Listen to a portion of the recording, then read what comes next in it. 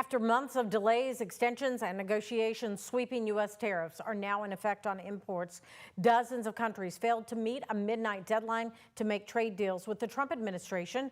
Yale Budget Lab reports that the import duties are now the highest since the Great Depression.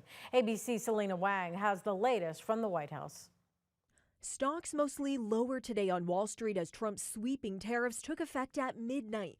More than 90 countries now facing tariffs ranging from 15% to as high as 41% on their goods coming into the U.S., with almost all imported goods subject to a 10% tariff. The tariffs, I think, we're taking in hundreds of billions of dollars in tariffs. Roughly a dozen countries, including the UK, Japan, and South Korea, have worked out trade deals, but others facing steep levies. Switzerland hit with a 39% tariff. The owner of a Geneva watch store is predicting U.S. sales will plummet. Right now, we're living the nightmare that we had hoped wouldn't come to be, where we're basically going to have to put the American market kind of on pause.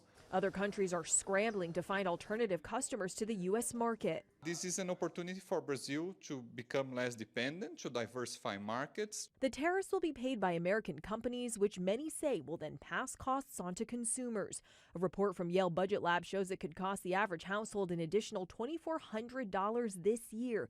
Experts warning Americans could now face higher prices on everything from electronics and toys to clothes, furniture to produce and cars. I actually purchased a car because I was worried about the tariffs coming up, honestly. The president is betting tariffs will drive up manufacturing in the U.S., but many business owners, especially small businesses, say it just isn't realistic to make products in the U.S. It's not just the product, putting it together. That could be done here. It would be more expensive here, and we'd have to pass that on to consumers. Selena Wang, ABC News, the White House.